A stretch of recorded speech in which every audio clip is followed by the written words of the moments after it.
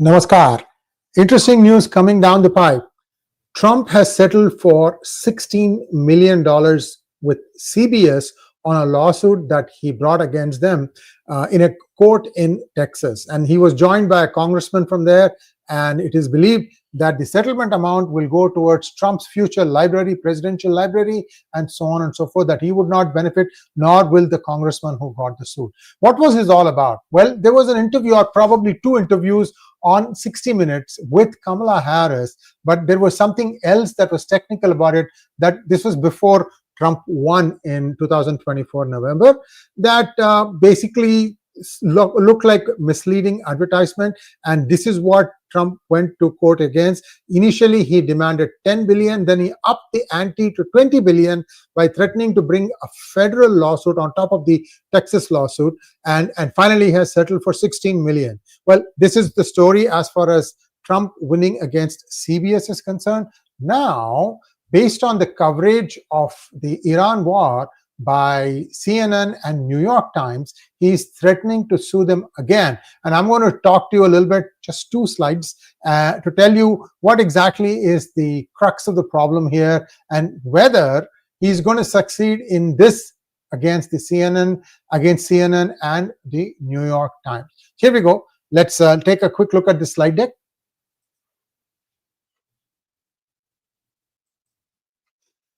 So against CBS, he did win, and that would perhaps embolden him. He's also won one other lawsuit, I'm forgetting who against. So he is now going back and sort of settling accounts, if you will, of all those media publications that tried to throw mud on him, and some stuck and some did not stick.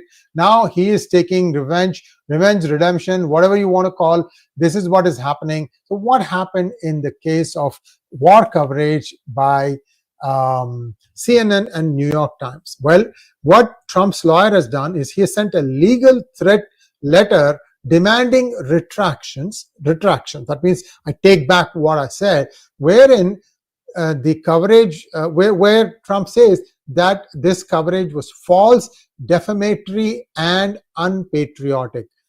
I'm not a lawyer, but I can tell you this is, don't think it is anti-patriotic or unpatriotic. I mean, somebody is telling the news, and look at the news also. There is a slight doubt in my mind. Let me just read the portion that Trump is objecting to.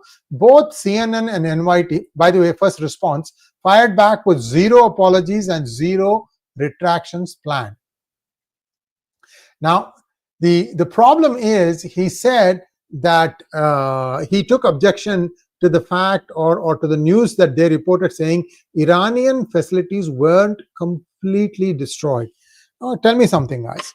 You know what happened in Fordo? You know what happened in Natanz and the third location? Do you think they were completely destroyed? What is the meaning of completely destroyed? So this is, basically setting on a nuanced term here, completely destroyed. Destroyed is destroyed. And how will Trump prove that they were indeed completely destroyed? And how will they prove that it was not completely destroyed? So there are all these questions, nuances.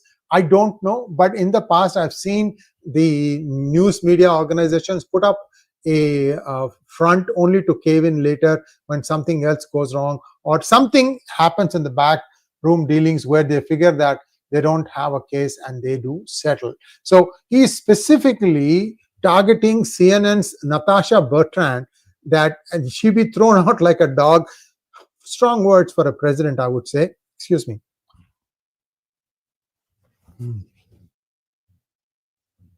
And that her reporting from Pentagon was not really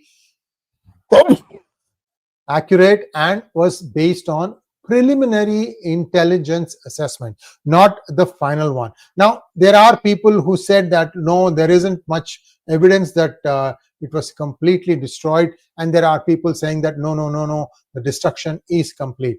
Now, this is where things are standing. What do you think? I have been listening to a lot of commentators,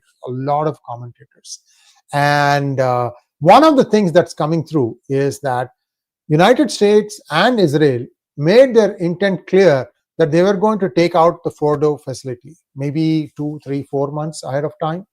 If that much time was given to Iran, do you think Iran would be just waiting there with their nuclear stockpile that come hit me, I'm still safe? So that is one question.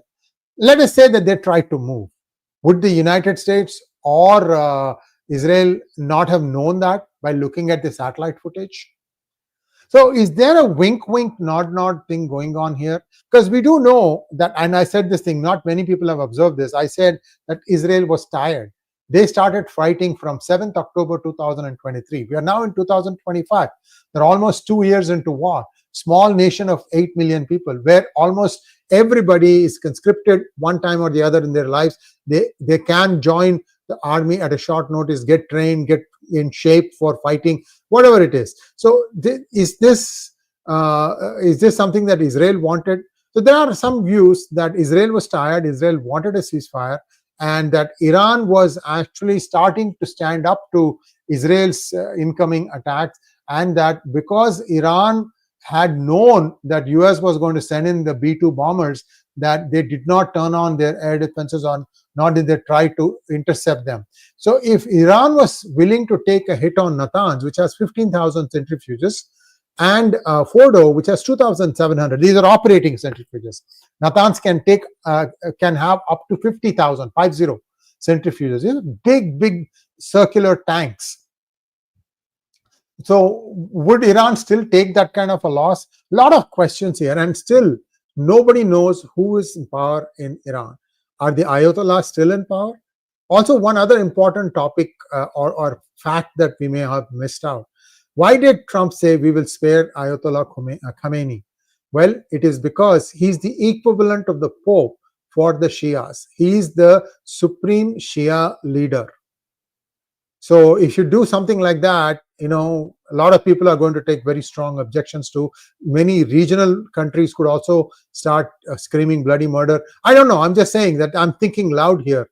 So was that the reason why United States said, okay, let's lay our hands off of the Khamenei and let him be? So many things now still up in the air. And for one thing, Israel is recharging. They are trying to get more weaponry from America, which is trying to produce as fast as it could. In fact, some of the things that were directed towards Ukraine are now beginning to taper off, and Ukraine is now practically trying to see how little scrap of land that they can still keep for themselves. So that war is going in a very, very bad direction as far as Ukraine and the NATO countries are concerned. So there's nothing but just challenges, and more challenges for the Trump administration, who's trying to, see if he can make these wars to stop. And I don't think Russia is in a mood to stop. In fact, I also read somewhere today, Russia claiming that they have the Luhansk 100% under control, 100%. That is a statement in itself. How can somebody say that? Which means that they think that they have gone to every road and street of use in that area and they have got it. It's a big province. So that's where things stand as far as the conflict between Ukraine and Russia are concerned. I have a few questions here from you. Let me just try and answer those, and then we can wrap it up. First question from 𝗓𝗡. Sir, Iran has exited IAEA. Will this warrant another round of strikes from USA or Israel? Well, Iran is also a signatory to the Nuclear Non-Proliferation Treaty. And that would, I think, exiting IAEA automatically means that they're also leaving that. Yeah, there will be ramifications. We'll have to wait and see what happens. When will Israel say, okay, we are recharged and ready? When will US say that, yes, we are ready to give weapons to you, and we are also ready with the pipeline, so that if this thing continues for a long time or a longer time, we can keep you supplying? Who foots the bill? That's a bigger question. US taxpayer, as always, you and I don't know. So these are all questions that's being asked. Certainly they don't want war. I mean, Trump administration doesn't want war. There are bigger financial changes coming to the world. That's what they are trying to concentrate on. But this is something like a needless distraction as far as they are concerned. Krishna Kishore wants to know, parallel question, why India is letting Pak media back? Whose livelihoods are Trump or Modi ji letting go when they tone down? Well, I'm also curious to know that. As far as I know, we are still banned in Pakistan.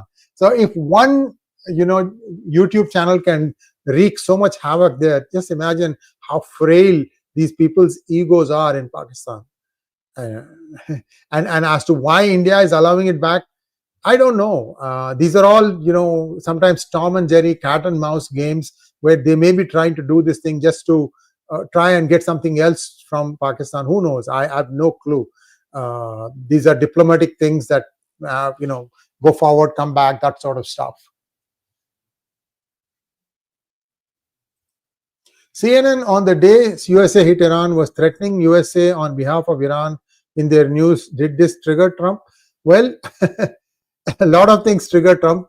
CNN has been a critic of the Republicans for a while now, but they do have one Republican spokesperson, Scott Jennings, who does a fairly good job of defending the Republican point of view. Actually, I like CNN back and forth because they seem to have some good stuff, although sometimes they go totally left, and at that time they just go, cry and cry reverse.